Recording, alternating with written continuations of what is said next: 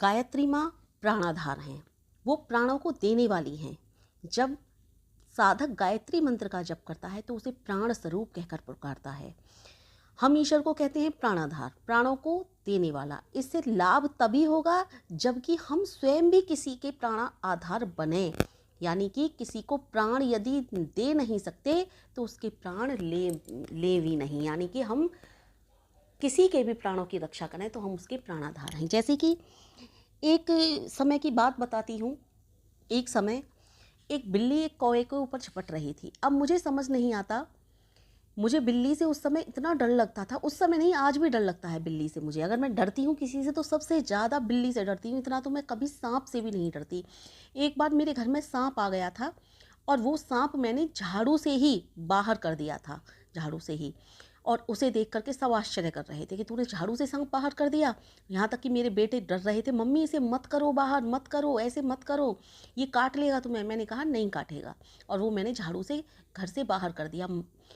जो लोग सांप को मारने की बात कह रहे थे, मैंने उनसे कहा सांप को मारते क्यों हो, किसी का जीवन मत लो। ये तो मैंने एक छोटी सी बात बताई, उस समय की बात बता रही हूँ जब मैं आज भी डरती हूँ बिल्ली से। उस समय मैं बहुत छोटी थी, काफ़ी डरती थी, यानी कि बिल्ली को देखकर रंग मेरा पीला पड़ जाता था। बिल्ली, हम बहुत छोटे थे उस समय, बहुत बड़ा घर था हमारा, बिल्ली कहीं से भी आ जाती थी और मैं सबसे ज़्यादा बिल्ली से ही डरती थी। बिल्ली रसोई में थी, रसोई उस समय काफ़ी बड़ी हुआ करती थी। जैसा कि कुछ पता है आपको, 30-35 साल पहले आज से अगर रसोई आपने देखी होंगी तो बहुत बड़ी बड़ी हुआ करती थी। जो जॉइंट फैमिली रहा करती थी, हम जॉइंट फैमिली में थे और मैं थी केवल 5 या 6 साल की होंगी मैं उस समय।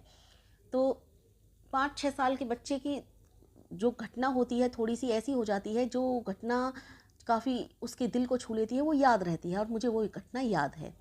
तो मैं काफ़ी छोटी थी और बिल्ली एक कौवे पर झपट रही थी। बहुत बड़ी रसोई थी हमारी, रसोई में कच्चे चूल्हे थे, कच्चा चूल्हा था जो मिट्टी का चूल्हा होता है, उस पर रोटियां बनती हैं। और उस पर जब बिल्ली झपटी और एकदम मेरा एकदम चीख निकल गई कि इस कौवे को कैसे बचाऊँ। अब मैंने पहले अरहर की जो झंबे होते थे, जिनसे कि अरहर के झंबों से रोटियां बनाई जाती थी, बहुत लंबा सा झंबा था, वो मैंने लिया और मैंने बहुत दूर से खड़े होकर बिल्ली पर मारना शुरू किया। बिल्ली तो बिल्कुल उस रूप में थी कि मैं इस कौवे को ना छोड़ूं कतई, और मैं उस झंबे से मार रही थी। मेरे आसपास भी कोई नहीं था जो कि आता।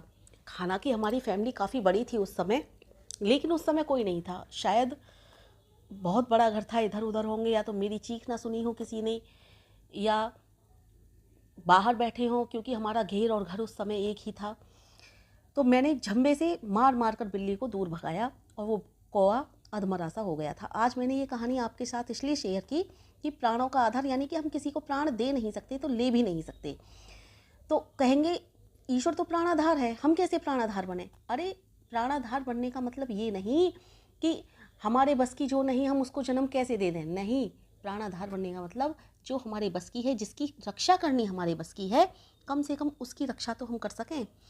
तो हम जो ईश्वर को प्राणाधार कहकर उसकी प्रशंसा करते हैं, तब स्वयं हम प्राणियों के प्राण लेते फिरें तो इससे प्रशंसा का लाभ क्या? गायत्री के जाप का अर्थ यह नहीं है हम ईश्वर को प्राणाधार मानकर बैठ जाएं। अब तो यह भी है कि हम स्वयं किसी के प्राण न हरें। दूसरा शब्द है भुवः, इसका अर्थ है दुखों का नाश करने वाला। दुख बहुत गंभीर शब्द है, इसका ध्यान आते ही हृदय कांप उठता है। हम चाहते हैं दुख हमारे पास ना आए, किंतु दुख क्या है? दुख कुछ भी नहीं है, कोई वस्तु नहीं है, हम स्वयं इसको बना लिया है। दुख 4 प्रकार के होते हैं। एक वे जिन्हें हमने स्वयं पैदा किया, अपने कर्म से जन्म देते हैं। दूसरे वे जो असंभव इच्छाओं को पूरा न होने हो तो पैदा हो जाते हैं। तीसरा वे जो अभिमान के कारण, देश की जो स्थिति के कारण और प्रकृति के कारण उत्पन्न होते हैं। चौथे वे महंगाई, बेकारी, वर्षा का न होना, दंगा हो जाना, संग्राम छिड़ जाना, अकाल का प्रकोप होना, इस प्रकार के दुख समाज, देश और प्रकृति के दुख हैं। इनमें हमारा कोई दोष नहीं, किंतु शेष तीनों दुख हमारे कारणों से हमें भोगने पड़ते हैं, हम स्वयं इन्हें उत्पन्न करते हैं। अर्थात दुख जो हमें संसार से मिलते हैं उनका 75% भाग हम स्वयं अपने लिए उत्पन्न करते हैं। प्रथम प्रकार के दुखों में एक दुख शारीरिक है। ये दुख बिना सोचे विचारे खाने पीने और कार्य करने से होते हैं। हमारे सामने एक थाल रख दिया किसी ने, उसमें आलू भी हैं, बड़ी अच्छी अच्छी मटर, गोभी, पनीर, रायते, खीर, बंगाली रसगुल्ले और कितनी ही प्रकार की अच्छी अच्छी मिठाइयाँ, दही बल्ले, सब कुछ है। यानी कि इसमें खट्टा भी है, तीखा भी है, नमकीन भी है, मीठा भी है, सब प्रकार का है। लेकिन शास्त्र कहता है कि खीर और दही एक साथ खाओगे तो शरीर में रोग उत्पन्न हो जाएगा। हम शास्त्र की बात नहीं सुनते, जिहा की बात सुनते हैं। जो हमारे जवान को अच्छा लगेगा, जो हमारी जीभ को अच्छा लगेगा, वही तो हम खाएंगे। कई लोगों को तो मैंने ऐसा भी कहते सुना है कि पेट में प्रत्येक प्रकार की वस्तु के लिए भिन्न भिन्न कोष्ठ हैं, किंतु भिन्न भिन्न कोष्ठ तो वहाँ है नहीं। दोषपूर्ण वस्तुओं को एकत्रित कर देने से बहुत अधिक भोजन में अस्वस्थता होती है और सारी की सारी कहानी वहीं से शरीर की बिगड़ने लगती है। कितनी ही चीज़ें बिगड़ जाती हैं इस शरीर से, कितने ही प्रकार के हमारे जो इम्पोर्टेंट काम होते हैं वो इस शरीर के बीमार होने से हो जाते हैं और हम आगे वो कार्य नहीं कर पाते जो इम्पोर्टेंट काम होते हैं। पेट खराबी जो होती है ना, वो सभी रोगों की जड़ है और पेट खराब सबसे ज़्यादा खान पान की वजह से होता है। और खान पान जब पेट को खराब करता है तो न जाने कितने रोग हमारे शरीर में अथाह जन्म ले लेते हैं। ऐसा बहुत कम होता है कि कोई रोग आया हमारे लिए और वो किसी अन्य कारण से मिला। जैसे कि मुझे जो रोग मिला, मेरे बच्चे हुए और बच्चे होने के उपरांत मुझे मेरी डिलीवरी में खून बंद नहीं हो रहा था, उस कारण मुझे रोग मिला है। ऐसा मैंने कहा कि अधिकांशतः रोग हमें पेट के कारण मिलते हैं और पेट के कारण रोग जो होते हैं हमारे खान पान में जो व्यवस्था नहीं होती है उसके कारण होते हैं। अब एक साथ आप अचार, मुरब्बे, चटनियाँ सब कुछ खाओगे, जिह्वा को स्वाद के लिए खा रहे हो, केवल शरीर के स्वास्थ्य के लिए ही नहीं, तो फिर कैसे काम चलेगा। इसलिए सबसे पहला जो हमारा स्वस्थ शरीर करेगा वो पेट करेगा। पेट का सबसे पहले ध्यान रखना चाहिए। इस प्रकार ये पेट की खराबी से सब रोग आ जाते हैं और शारीरिक दुख हम स्वयं उत्पन्न करते हैं। और शारीरिक ही क्यों, मानसिक दुख भी जिसका संबंध मन से है, इन्हें भी हम स्वयं ही उत्पन्न करते हैं। हम सोच लेते हैं कि ये व्यक्ति है ना सामने वाला, ये मेरा शत्रु है, फिर उस पर क्रोध करते हैं, उससे घृणा होने लगती है हमें। सोचते हैं कि इस क्रोध और घृणा से हम उसको जलाकर राख कर देंगे, या फिर हो सकता है उसकी तरक्की को राख कर दें, या हम जो सोच रहे हैं वो अच्छा कर रहे हैं। लेकिन नहीं, ये घृणा और ये क्रोध हमें स्वयं को जला देता है। वह तो जलेगा या नहीं जलेगा, परंतु पहले अपने क्रोध से हम स्वयं तो अवश्य ही जल जाते हैं। दूसरों पर फेंकने के लिए कीचड़ तो उठा लिया हमने हाथ में, पर वह दूसरे पर गिरेगा या नहीं ये पता नहीं, किंतु अपने हाथ तो सबसे पहले हमने मैले कर लिए। तो ये दुख जो होता है ना, मानसिक हो या शारीरिक, ये सब हमारी ही देन है, हमारी ही सोच है। और गायत्री मंत्र साधक जो होता है, मानसिक दुख, शारीरिक दुख, इन सब से कहीं ऊपर उठ जाता है। वह जानता है कि मुझे क्या खाना है, क्या पीना है, और वो बहुत संयम तरीके से रहने लगता है। जो अच्छे गायत्री साधक हैं, जो नित्य प्रति गायत्री मंत्र का जप करते हैं, माता गायत्री उनकी सदैव सब हमेशा रक्षा करती हैं, उन्हें मानसिक दुख भी नहीं देती, क्योंकि वो कभी किसी को शत्रु समझते ही नहीं, वो कभी किसी को शत्रु मानते ही नहीं। उनके विचार, आचार सब शुद्ध और उत्तम होते चले जाते हैं। ये गायत्री साधक की पहचान है। वास्तव में जो अच्छा गायत्री साधक है, जो सच्चा गायत्री साधक है, वो कभी किसी से घृणा नहीं करता, वो कभी किसी से नफरत नहीं करता, और इस तरह से उसे मानसिक रोग तो कोई होता ही नहीं, और होता भी है तो वो बहुत जल्दी ठीक हो जाता है। कई लोग कहेंगे कि हम तो गायत्री मंत्र के जप करने बैठते हैं, हमारा भजन में मन ही नहीं लगता, चित्त ही नहीं लगता। चित्त लगे कहाँ, तुम उसे थोड़ी ना पुकार रहे, तुम तो घृणा में बैठे हुए हो। उस घृणा को दूर करो। गायत्री मंत्र साधक जो होता है वो पहले अपने मन को साफ करे, और धीरे धीरे, अगर आपका मन साफ भी नहीं है ना, फिर भी गायत्री मंत्र का जप करो। धीरे धीरे माँ गायत्री तुम्हारी सहायता करने लगती हैं। गायत्री मंत्र के साधक के मन में इस तरह के विचार होने लगते हैं कि मैं क्यों किसी से घृणा करूं, मैं क्यों किसी से नफरत करूं, क्योंकि गायत्री मंत्र उस महत्व को समझा देता है कि ना तो किसी से घृणा काम आती है, ना नफरत काम आती है, ना ईर्ष्या काम आता है, ना दोष काम आता है। ये सब कुछ हमें ही खत्म करने वाले होते हैं। गायत्री मंत्र साधक एक बहुत ऊंचे मुकाम पर पहुंच चुका होता है। तो व्यक्तियों ने अपने अंदर शत्रुता, क्रोध, नीचता, ईर्ष्या, इस तरह की जो अग्नि जला रखी है, जानबूझ करके अपने आप को अशांत बना रखा है, फिर शांति कभी मिलेगी क्या? कभी नहीं मिलेगी। इसलिए गायत्री माँ के साये में आ जाओ, माँ गायत्री को पुकारो, माँ गायत्री कि उस पवित्र पावन मंत्र का जप करो जो तुम्हें शारीरिक रोगों से भी मुक्ति देगा, मानसिक रोगों से भी मुक्ति देगा। कभी किसी झील में, तालाब में या नदी में एक पत्थर फेंक कर को देख लेना, पत्थर गिरते ही न जाने कितनी प्रकार की लहरें उत्पन्न हो जाती हैं, किनारे की तरफ बढ़ेंगी, किनारे से टकरा कर फिर वापस आएंगी।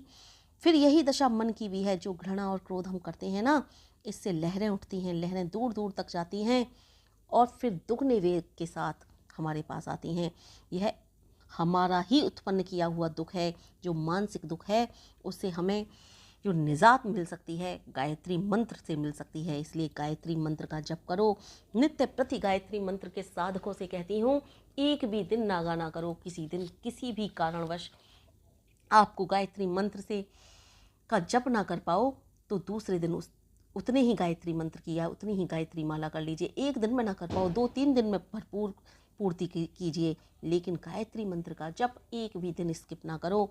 नित्य प्रति गायत्री मंत्र का जप करो। जिस दिन आपका ऐसा कोई दिन आए कि आपने उस दिन गायत्री मंत्र का जप ना किया हो, उस दिन आप ये सोचिए आज बहुत खराब दिन है, आज मैं गायत्री मंत्र का जाप नहीं कर पाया, और दूसरे दिन दुगने उत्साह के साथ गायत्री मंत्र के जप में लग जाइए। क्योंकि होता है कभी कभी, ऐसा हो जाता है कभी कभी कि किसी कारणवश हम गायत्री मंत्र का जप नहीं कर पाते, लेकिन आपको नित्य प्रति गायत्री मंत्र के जप करने हैं। समय कभी किसी को नहीं मिलता है, समय हमेशा निकालना पड़ता है। बहुत से साधकों का प्रश्न रहता है, सूतक लग रहे हैं, क्या गायत्री मंत्र के जप कर लें। बहुत से साधकों का प्रश्न रहता है, सोबर यानी कि किसी के यहाँ बच्चा हुआ है, गायत्री मंत्र का जप कर लें। अरे भाई, बच्चा हुआ है, खुशी की बात है, उस बच्चे की मंगल कामना के लिए गायत्री मंत्र का जप करो। सूतक लग रहे हैं कोई, यानी कि आपके परिवार से ईश्वर के पास गया है, उसकी आत्मा की शांति के लिए गायत्री मंत्र के जप करो। कोई दिन ऐसा ना करो जिस दिन आप गायत्री मंत्र के जप ना कर पाओ। नित्य प्रति गायत्री मंत्र के जप करो। हम इन दुखों से मुक्ति पा लेंगे, चाहे वो शारीरिक हो चाहे मानसिक हो। अब रही बात जो इस तरह के दुख होते हैं, जैसे कि भूकंप आना, जैसे कि बाढ़ आना, जैसे कि अब इस प्रकार के दुखों से भी हमें मुक्ति मिल सकती है। इस प्रकार के दुखों से भी माँ गायत्री ही हमारी रक्षा करेंगी। आपने सुना होगा इतने बड़े बड़े भयानक भूकंप आए। एक बार गुजरात में बहुत तगड़ा भूकंप आया था, जाको राखे साइयाँ मार सके ना कोई। वहाँ भी न जाने कैसे कैसे हाल में कैसे कैसे लोगों की बचाव हुआ था। एक जगह पर माता पिता दोनों खत्म हो गए, छोटी सी बच्ची मलबे के अंदर जीवित मिली। उसकी रक्षा किसने की? परमपिता परमेश्वर ने। भूकंप में सब कुछ खत्म हो गया था, सब कुछ खत्म हो गया था। एक ठेली वाला, केले वाला, केले बेच रहा था, भूकंप के दौरान मलबे में दब गया। न जाने कैसे कैसे केले खा खा कर पेट भर रहा था। मलबा निकाला गया, सरकारी मजदूर पहुंचे, मलबा निकाला, उसमें वो मजदूर निकला। पूछा, आप इतने दिनों तक इस मलबे के अंदर कैसे जीवित रहे? बोला, मैं केले खाकर जीवित रहता था। सोच रहा था आज केला खत्म होने वाले हैं, आज क्या होगा, लेकिन आज तुमने मुझे निकाल लिया। इस प्रकार जाको राखी साइयाँ मार सके ना कोई। इसलिए कहती हूँ गायत्री मंत्र आपकी हर तरह से, हर सूरत में रक्षा करने वाला है। आपकी ही नहीं, आपके अपनों की भी हर तरह से, हर सूरत में रक्षा करने वाला है। ये गायत्री महिमा है जो मैं कभी गाते नहीं थकती, जो कभी ऋषियों ने, मुनियों ने वो गाते नहीं थकते। ये गायत्री महिमा है। इसे जो साधक गायत्री मंत्र का जप करता है, जानता है, और वो कभी भी, कोई भी साधक हो, गायत्री साधक हो, वो गाते हुए नहीं थकता। ये गायत्री महिमा है जो आपको इतना ऊंचा उठा देती है, इतना उदार बना देती है कि आप अपनी ही उन्नति में उन्नति नहीं समझते, बल्कि सबकी उन्नति में तुम उन्नति समझने लगते हो। इस प्रकार जो आपके ही कारण दुख उत्पन्न होते हैं, उन दुखों को भी आप समझ जाते हो। अपने विचार, आचार, व्यवहार सब उत्तम करते हो, सबकी भलाई के लिए जीते हो, अपनी ही भलाई के लिए नहीं, सबकी भलाई के लिए जीने लगते हो। ये गायत्री मंत्र साधक की पहचान है। साधारण सा मानव होता है ना, उसके सामने छोटा सा भी दुख आ जाता है तो वो दुख को लेकर बहुत गंभीर हो जाता है, उसका हृदय कांपने लगता है और वो चाहता कि मेरे पास कभी दुख आए ना। वो ही नहीं, कोई भी नहीं चाहता कि दुख उसके पास आए। लेकिन आपको एक बात बता दूं, दुख और सुख दोनों एक ही पहलू हैं, दोनों बहन भाई हैं। दुख आएगा तो सुख जरूर आएगा, सुख आएगा तो दुख जरूर आएगा, लेकिन गायत्री साधक के साथ ये कंडीशन नहीं होती। गायत्री साधक दुख को भी परमपिता परमेश्वर की देन समझकर बड़ा दुख को दुख ही नहीं समझता, बड़ा ही विनम्र भाव से उस दुख को ग्रहण कर लेता है और कहता है माँ गायत्री तुझे जो पसंद वो मुझे पसंद। इस तरह से उसके आचार विचार व्यवहार सब उत्तम होने लगते हैं। और जब वो दुख को दुख ही नहीं समझता तो फिर दुख कहेगा, क्योंकि ये दुख जो होता है ना मानसिक स्थिति से आता है, मानसिक सोच से दुख उत्पन्न होता है। जैसी हमारी मानसिक सोच वैसा ही हमें लगेगा कि हमारे पास दुख है। इसी के आधार पर आपको एक बात बता दूं, दो बेटियां हैं, दो बेटियों के दिमाग अलग हैं, दोनों को परिवार एक सा मिला, ससुराल एक सी मिली, लेकिन एक बेटी वो ये सोच करके दुखी होती है मेरी सास तो मुझे हर चीज़ पर रोक टोक करती है, मेरी सास मुझे मेरी पसंद का नहीं खाने देती, मेरी सास मुझे हर समय रोका टोकी करती रहती है, मुझे मायके नहीं जाने देती। लेकिन दूसरी बेटी ये सोच करके खुश होती है मेरी सास मुझे रोक टोक करती हैं, मेरे भले के लिए ही करती हैं, मेरी सास मुझे मायके नहीं जाने देती, वो मुझे बहुत प्रेम करती हैं, शायद वो बड़ी बूढ़ी हैं उनसे काम नहीं होता इसलिए वो मुझे नहीं जाने देती। दोनों की सोच में कितना फ़र्क आ गया। एक ने दुख को बहुत दुख समझ लिया, लेकिन दूसरी ने उस दुख को अपनी सूझबूझ से दुख नहीं, अब तो अपने हित की दवा समझ ली। ये है गायत्री साधक, ये गायत्री साधकों की सोच हो जाती है। इस प्रकार ये दुख दुख नहीं होते, हमारे मानसिक स्थिति होती है और ये सब गायत्री साधक अच्छे से जानता है।